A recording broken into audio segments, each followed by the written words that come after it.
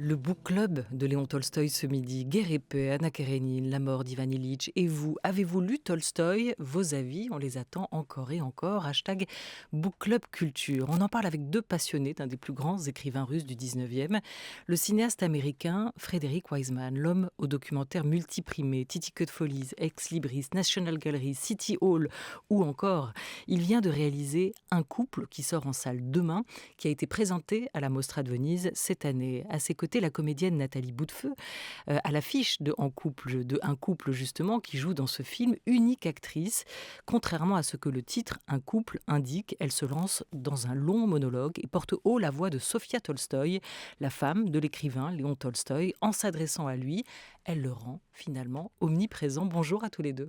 Bonjour. Bonjour, merci à tous les deux d'être là. Au sommaire également de ce book club spécial Tolstoï, Sébastien, d'autres films qui font penser à l'œuvre, ou plutôt, pour le dire simplement, on va passer de la page à l'écran. Tout à fait, avec un retour sur une adaptation cinématographique d'Anna Karénine, avec l'actrice anglaise Keira Knightley. Puis je vous propose aussi de découvrir un prix qui récompense un grand roman européen, c'est le prix du Grand Continent. Mais on commence avec une citation de Tolstoï lui-même que vous avez soumis aux auditeurs-lecteurs. Attention les oreilles, une œuvre d'art n'a de valeur que quand elle verse dans le courant de la vie humaine un sentiment nouveau, grand ou petit.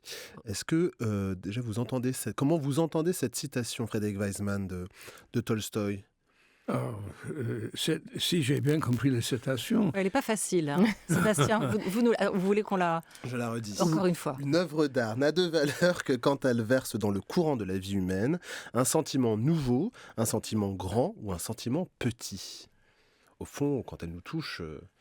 Oui, de l'œuvre de Tolstoï. Oui, moi je trouve que Tolstoï a tout connu. Je ne sais pas si j'ai le droit de le dire, mais je crois dans Anna Karénine, il donne la psychologie d'une femme. Les 30 pages avant Anna Karénine se suicider, il est complètement dans sa tête et j'étais complètement convaincu qu'il a tout compris d'elle. C'est parce qu'il a bien observé sa femme. Ah oui, justement, on y reviendra. On va y revenir. On va revenir aux femmes. Qui a eu envie souvent de se suicider. Il faut savoir que dans ce book club, on va donner la fin des livres avant le début de la discussion, visiblement. Mais si on divulgage un livre sorti il y a deux siècles... On a le droit, vous êtes en train de ça va? Non, ça va, je pense. Faut pas spoiler le truc. Mais c'est difficile à comprendre. Quand quelqu'un avec la compréhension de Tolstoï peut être si mauvais avec sa femme. Oui, mais ça, on va essayer de le comprendre avec vous. Mais quand même, cette citation, et Sébastien va nous dire comment les auditeurs l'ont interprétée, elle dit qu'une œuvre d'art n'a de valeur finalement que quand elle touche à ça, au plus profond de l'âme humaine. C'est peut-être pour ça que vous avez aimé et que vous aimez lire vous-même Tolstoï. C'est peut-être pour ça aussi que vous faites des films, que vous faites de l'art, pour aller sonder la vie humaine et y chercher de la valeur, ce sentiment nouveau tel qu'il l'exprimait. Alors, qu'en ont pensé nos auditeurs? Les auditrices et les auditeurs ont réagi via le hashtag Book Club Culture en nous conseillant leurs personnages et livres de Tolstoï favoris. Alors, Un jour qui passe, un livre, ça c'est un compte Instagram, choisit Anna Karénine et ses sentiments tourmentés en ajoutant que le livre est un vaste programme, on le disait, penser, agir, choisir, décider en pensant aux conséquences, tout en écartant le jugement des autres. Tiffen choisit La sonate de Kreutzer, roman court publié en 1889, et La mort d'Ivan Ilitch, qui est votre roman préféré de Tolstoï, Frédéric Wiseman, vous nous direz pourquoi. Tiffen décrit ces deux textes comme deux chocs philosophiques et sociaux et renvoie d'ailleurs aussi vers les tableaux du peintre Ilya Repin et son portrait de Léon Tolstoï. Lire, conseil Guerre et paix pour sa vision fataliste de l'histoire, où tout n'obéit qu'à un déterminisme historique et où le libre arbitre des personnages ne joue finalement qu'un rôle mineur. Alors, est-ce que vous êtes d'accord? Nathalie Boutefeu, vous, votre choix, c'était plutôt Guerre et paix. Oui, on vous a demandé votre Tolstoï préféré. Oui. Guerre et paix, oui, parce que j'ai eu un très très grand souvenir. J'ai eu l'impression de voyager avec les personnages, d'être eux. Tolstoï donne ce sentiment, je trouve. Frédéric Weisman, sur la mort d'Ivan Ilitch. Oui, mais le mot d'Ivan Ilitch, je crois que c'est la grande écriture sur l'indifférence. Parce que Ilitch pense qu'il a une bonne vie, il a une femme qui s'aime, il a des amis, il entend très bien avec ses enfants. Mais finalement, quand il est en train de mourir, personne n'intéresse. Et il a tout ce qu'il a pensé de ses relations avec les autres, c'est un fantasme. Il était tout seul, sauf quelqu'un qui vient de la Provence, qui ne parle pas très bien le russe, qui lui aide. Il se rend compte aussi de la nature humaine Oui. au seuil de sa vie. Il se rend compte de l'hypocrisie, de la jalousie, de la petitesse des êtres qui l'entourent aussi, Oui, exactement. dans ce livre-là. C'est une peinture sociale assez terrible, mais c'est aussi un livre qui nous invite à revisiter nos vies au seuil de notre mort, avec Ivan Ilitch, voir ce qui a compté, voir ceux qui ont compté.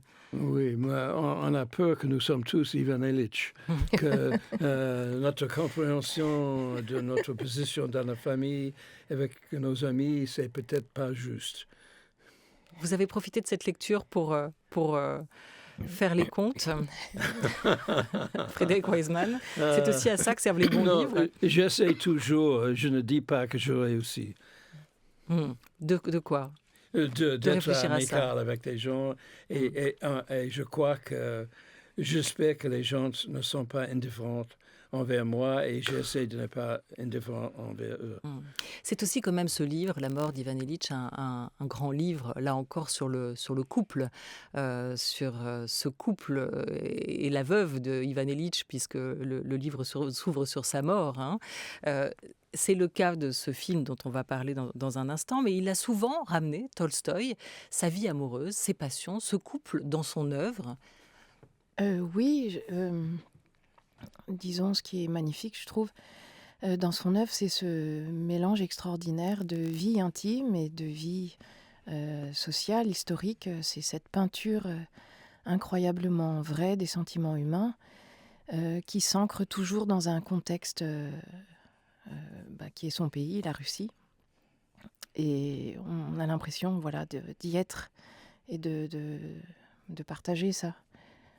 Qui est cette Sophie qu'il va épouser, ou cette Sophia et on a raconté que ce mariage était un peu bâclé, un mariage un peu à la va-vite au départ. Quel couple ils vont former et construire ensemble, Nathalie Boutefeu?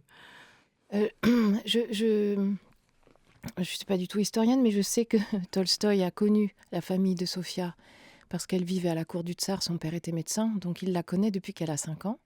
Il l'épouse, elle a 18 ans, il en a 36, il a beaucoup vécu, il a déjà écrit, il est déjà célèbre, il a déjà publié enfance et adolescence. Et elle est pleine d'admiration pour lui. Et j'ai toujours eu l'impression que Tolstoï aimait aussi beaucoup sa sœur, duquel il s'est beaucoup inspiré pour ses personnages féminins dans Guerre et Paix. Il a fait un mélange entre Sophia et sa sœur pour le personnage de Natacha.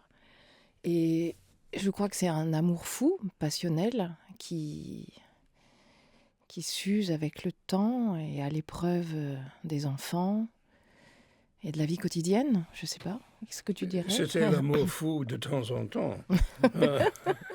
Assez pour 13 enfants.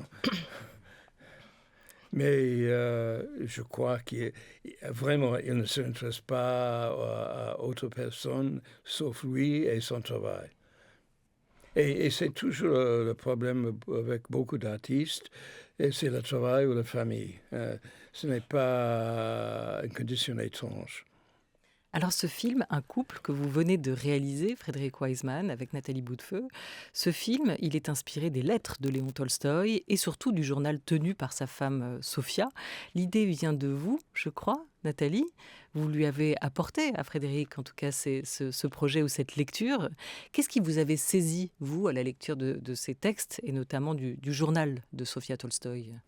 Ce qui m'a saisi et ce qui a saisi Fred, c'est l'extraordinaire modernité et des sentiments de Sophia. On avait l'impression que c'était écrit aujourd'hui.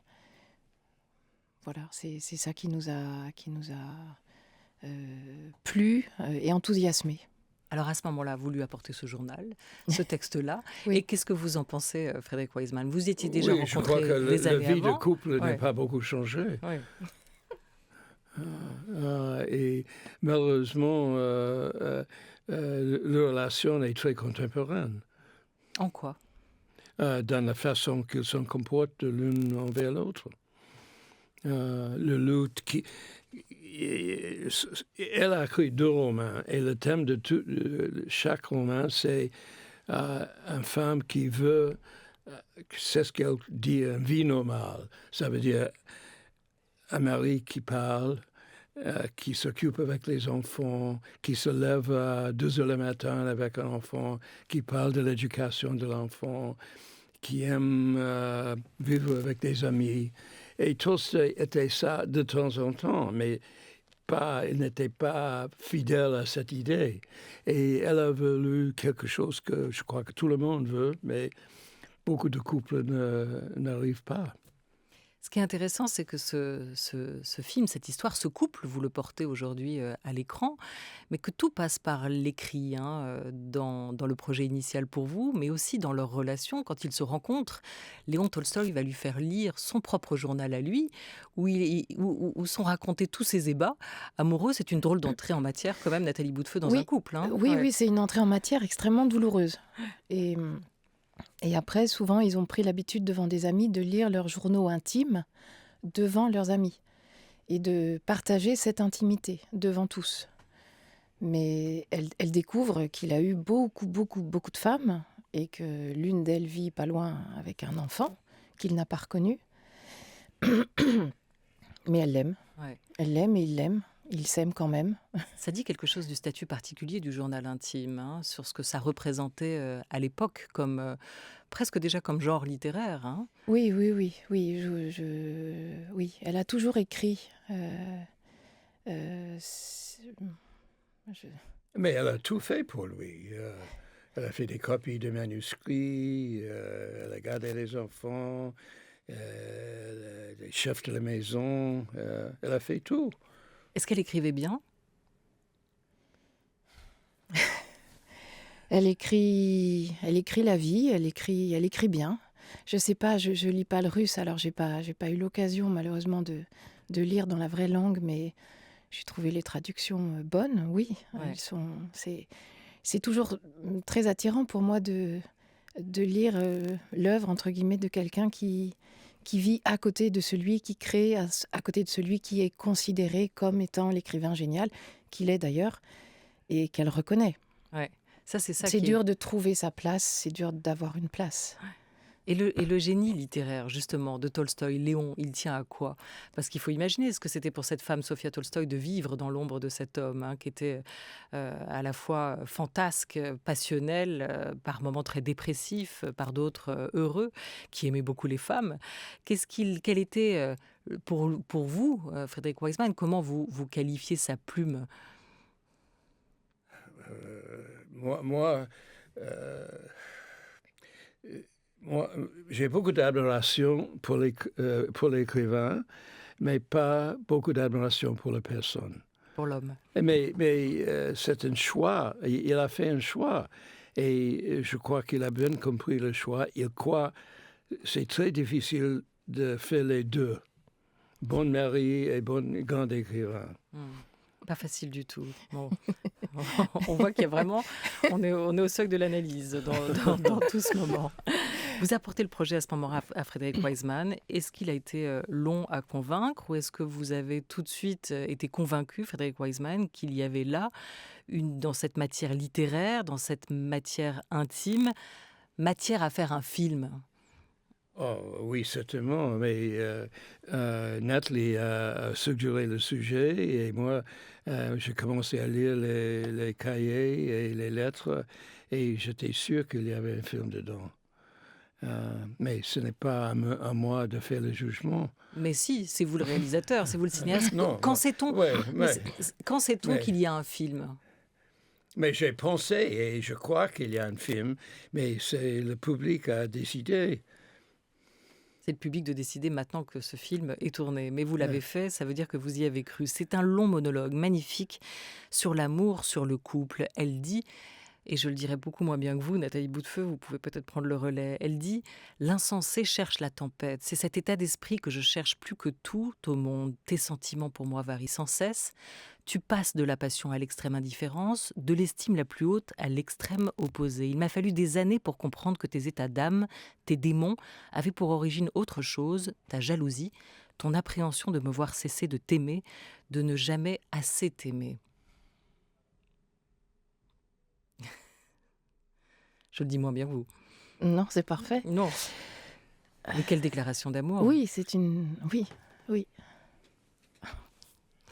Sébastien Thème, face à l'émotion de Nathalie Boutefeu, d'entendre ces mots si mal prononcés, mais si bien dits dans ce film de Frédéric Wiseman, Un couple à voir demain au cinéma.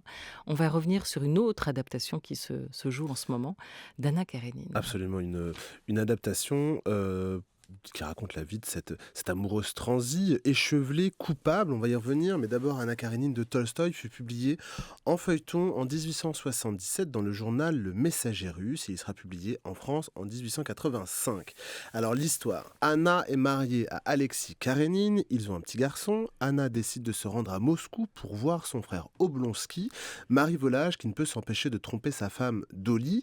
En descendant du train qui la conduit à Moscou, Anna Karénine croise Vronsky, un officier qu'elle trouve très à son goût, alors on n'est pas sûr que ça soit réciproque. Bref, passion, amour contrarié, tromperie, grossesse, honneur bafoué, et ça tourne au vinaigre. Why are you leaving Moscow? What else can I do? I have to be where you are. Stop, that's enough. Retournez auprès de Kitty. Non, C'est mal. pour moi cela ne change rien. Vous n'avez pas le droit. Pour moi cela ne change rien. Chassez-moi de votre esprit. Si vous êtes un galant homme, vous oublierez. Et vous? Oublierez-vous? Oui,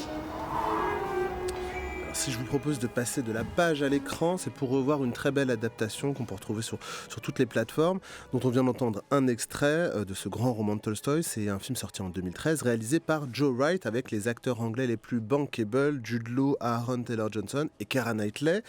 Dans le rôle d'Anna Karénine, Keira Knightley qui est devenue l'héroïne, la figure en quête d'absolu dans de nombreuses adaptations au cinéma de grands romans du 19e, comme Orgueil et Préjugés par exemple de Jane Austen. Dans cette adaptation, les personnages évoluent dans un petit théâtre où tout le monde s'épie, s'espionne, se juge, se trompe aussi. Et c'est dans ce petit théâtre de marionnettes que la belle Anna Karénina, finit par perdre pied et sauter sous un train, le même train qui l'avait menée jusqu'à la passion amoureuse.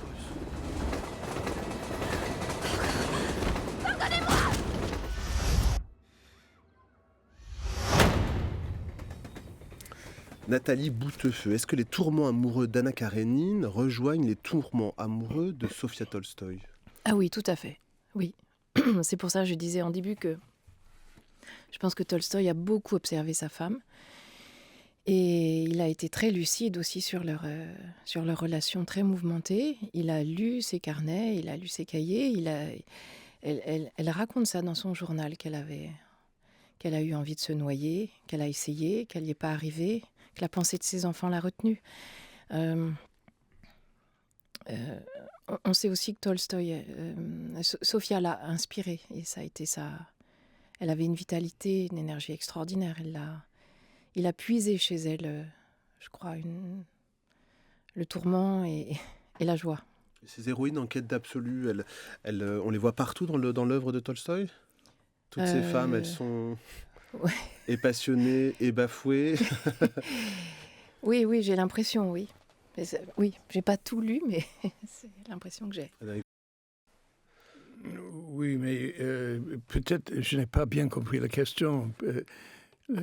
Ces femmes, elles sont passionnées, elles sont toujours passionnées et toujours bafouées, toujours un peu humiliées, toujours entre ces deux sentiments contradictoires et contrariés.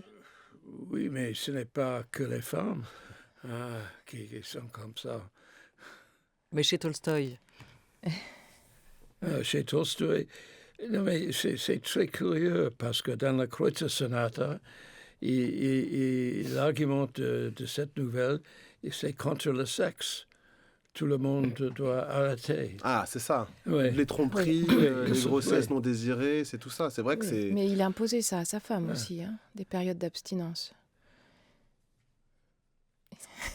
Elle en était très malheureuse. Ouais.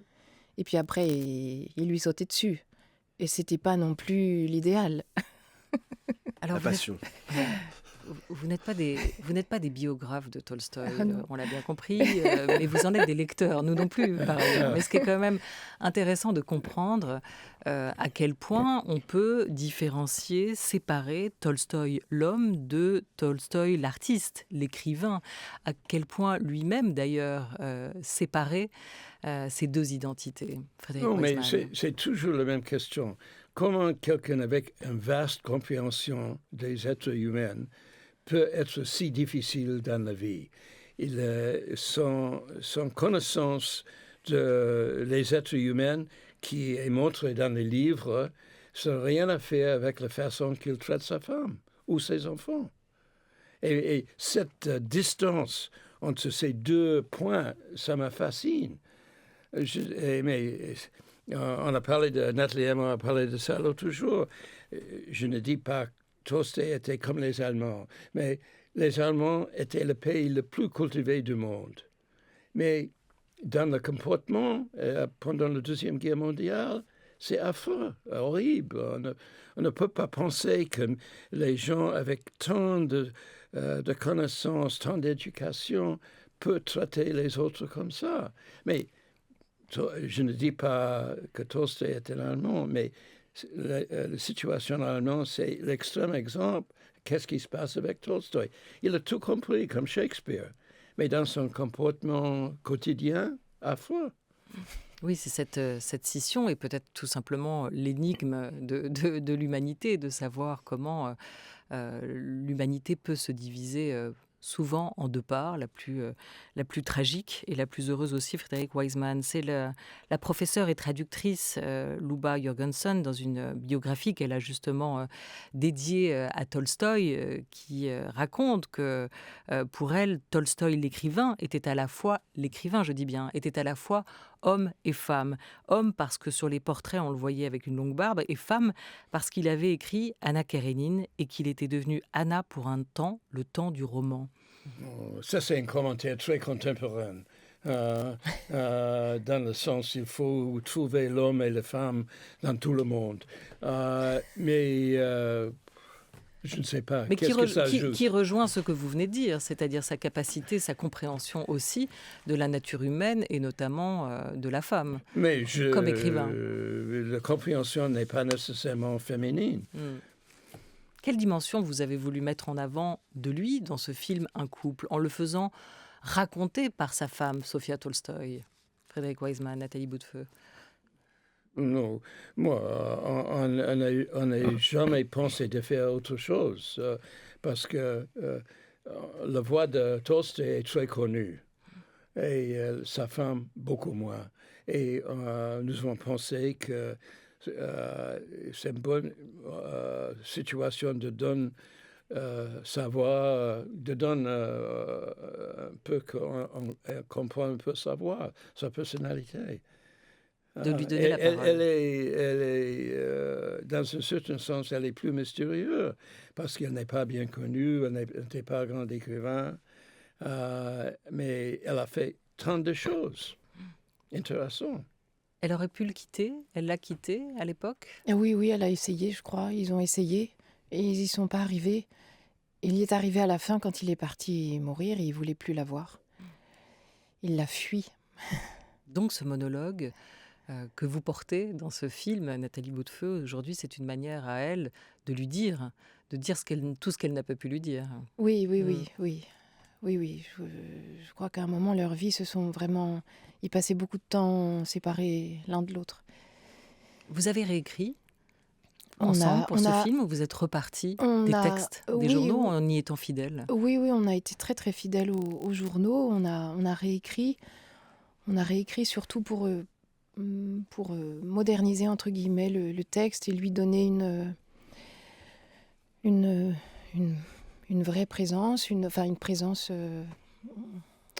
du présent. Voilà, du présent. Quels sont les mots qui vous ont marqué dans ces textes, dans ces mots de Sofia Tolstoï? Je crois que ce que vous avez lu tout à l'heure m'a complètement étonnée. Et ça, c'est très marquant, cette variation d'humeur et de sentiments. Chez lui, tel oui, qu'elle le décrit. Voilà, elle manquait de repères. On va écouter un extrait du film, si on peut. Oui, c'est tout prêt. On y va. La première chose que j'ai envie de faire, aujourd'hui, c'est de t'écrire. Léon.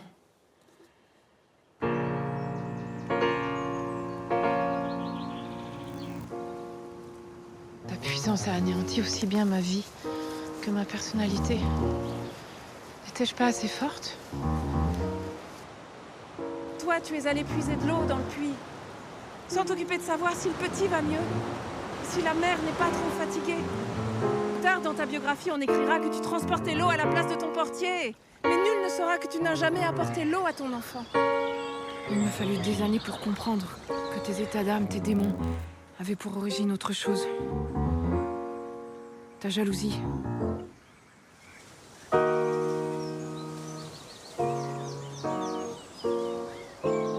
Et moi, j'ai toujours envie et besoin de te plaire. Je vois tout avec tes yeux. Tu illumines ma vie. Je me perdrais si je continue comme ça.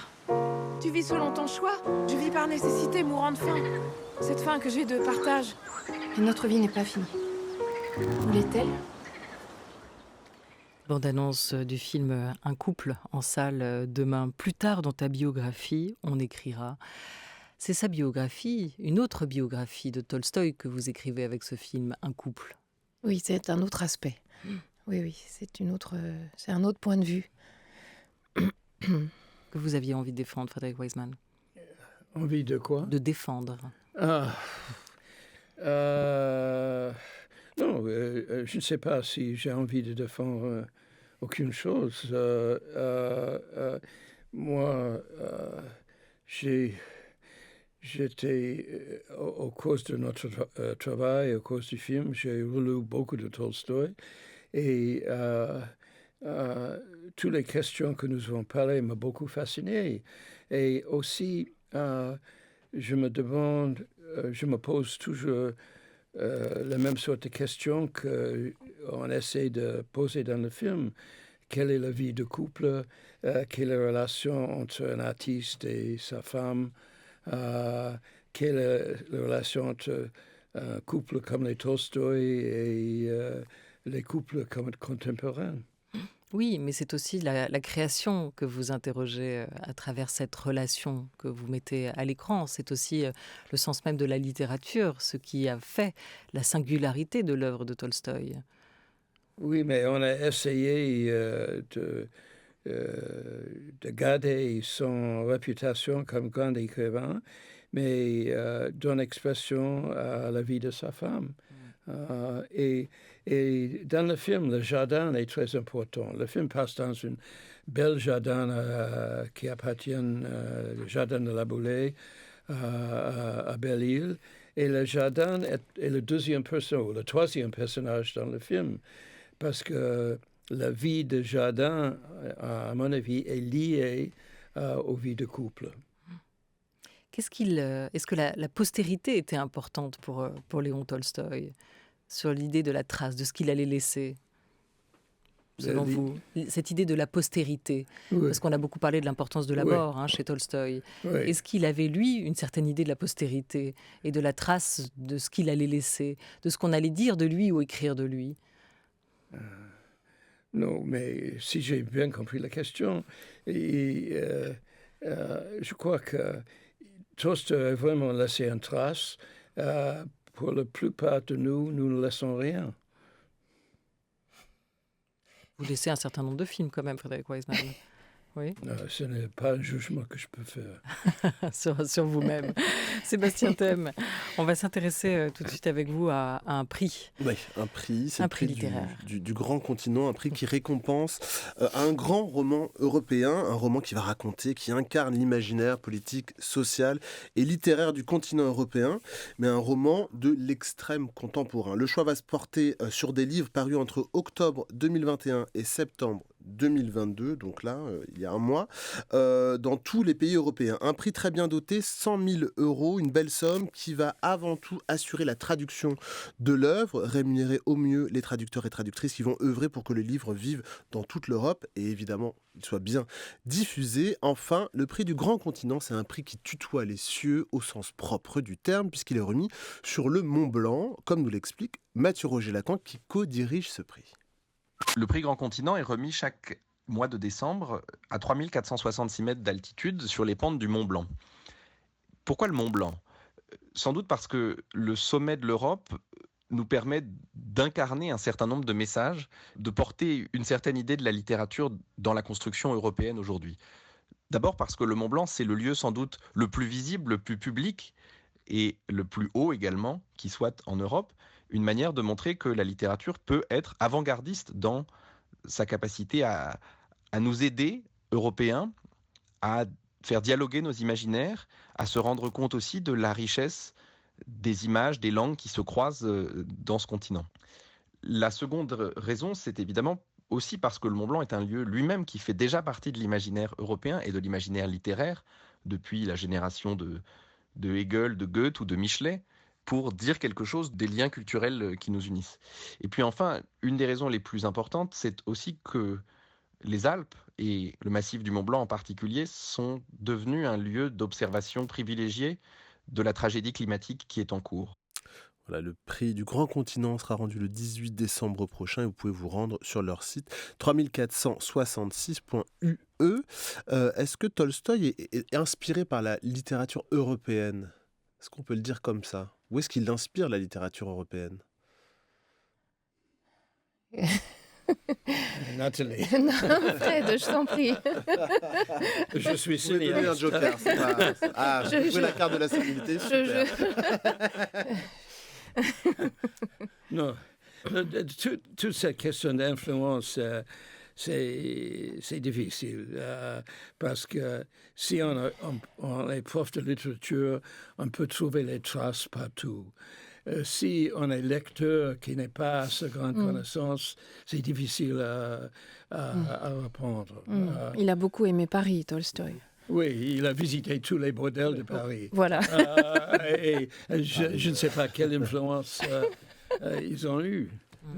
Non, mais vous pouvez voir peut-être du point de vue justement du cinéaste comment Tolstoï a pu aussi inspirer, influencer nos imaginaires. C'est étonnant qu'au moment où vous portez à l'écran un couple, Frédéric Wiseman, un autre cinéaste, Kirill Serebrennikov, lui, retrace la vie d'un autre couple, celui de Tchaïkovski et de sa femme à l'écran. Donc il y a quand même la question de cette porosité aussi entre les vies intimes et personnelles des artistes et des écrivains et les œuvres qu'ils ont pu produire, une fois encore. Est-ce que Tolstoï a pour vous, par son œuvre, et donc par son couple, puisqu'elle est présente dans son œuvre, infusé les imaginaires ? Oui, il est partenaire dans un sens plus abstrait que j'ai tant d'admiration pour tout ce qu'il a écrit, mais je résiste un peu l'idée d'influence parce que je n'ai aucune idée qu'est-ce que m'influence. Mes parents, mes écoles, mes amis, les livres que j'ai lus, les films que j'ai vus. C'est une bouillabaisse. Et c'est le travail des profs de littérature de dire il a lu telle et telle chose et ça, il a influence sur page 23, sur Anna Karenine. Ça, ce n'est pas mon affaire. Votre affaire, c'est faire des films. Et ce film, Un couple, est en salle demain. Et on vous remercie d'être venu nous en parler. Merci beaucoup, Nathalie Boutefeu. Merci à vous, Merci Frédéric à vous. Wiseman. France Culture, il est 13h25.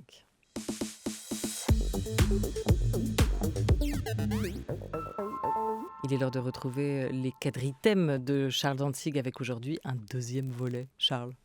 C'était une femme d'une beauté dure, régulière, tendue, comme en plastique, ou plutôt comme le celluloïd qui avait été la matière de sa gloire puisqu'elle avait été actrice et réalisatrice.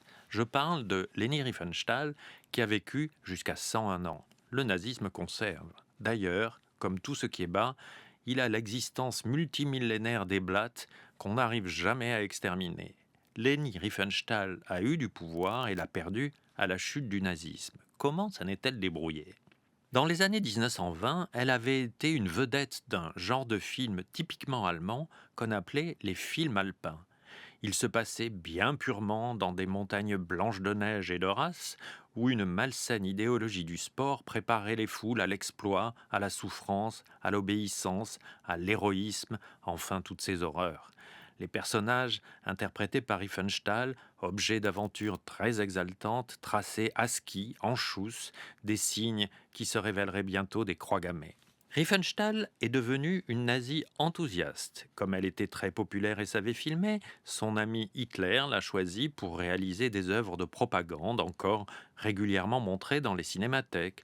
Le triomphe de la volonté, les dieux du stade, enfin toute une bonne santé militarisée à l'air chaste, mais en réalité remplie d'une hystérie sexuelle qui projetait les foules allemandes en direction du corps de Hitler. Après la guerre, une commission a déclaré que la loi sur la dénazification ne concernait pas Riefenstahl et fin de ces vagues petits soucis. Elle a pu dégamer sa carrière. Elle l'a fait de deux façons. La première, en devenant photographe. Elle s'est intéressée au peuple dogon. Ces photographies, jugées admirables, étaient en réalité une perpétuation de son antisémitisme. En montrant ces grands guerriers musclés, elle renouvelait, à la couleur de la peau près, le goût fasciste. Elle a rendu un bien mauvais service aux Dogons.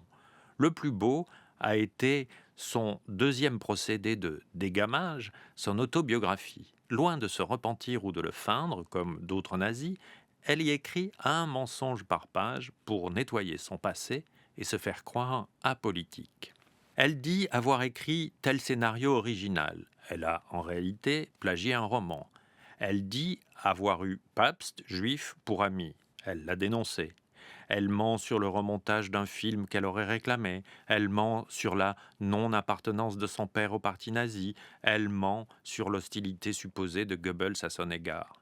Elle a l'audace, elle, la choriste de ce régime de tueurs, de se faire passer pour une victime. Il a fallu 20 ans pour qu'une biographie révèle ses trucages. Riefenstahl croit prouver son innocence en écrivant qu'elle n'a jamais fait que rechercher la beauté. Mais c'est précisément la preuve de son fascisme. Le culte de la beauté est un fascisme. Quelle beauté d'ailleurs! Une imitation de la statuaire grecque classique, comme l'a pratiqué le sculpteur Arnaud Breker. Le critère s'en appliquait à tout le monde, sauf aux amis de Riefenstahl. Goebbels, avec sa mine de goinfre de banquet, Hitler, avec ses yeux exorbités de roquet syphilitique. Le propre du fascisme est qu'il fait promouvoir la beauté par des gens hideux. Merci beaucoup Charles Dantzig. Sébastien Thème, demain dans le Book Club. Demain, on parle d'argent, de gros sous avec les journalistes Vanessa Schneider, Raphaël Baquet et l'historien Fabrice Delmeda. Et vous pouvez déjà réagir sur les réseaux sociaux à un choix de 3 sagas familiales où on se déchire à propos d'argent, Olivia. Voilà, il sera question des riches et de succession. Merci beaucoup à vous, à demain.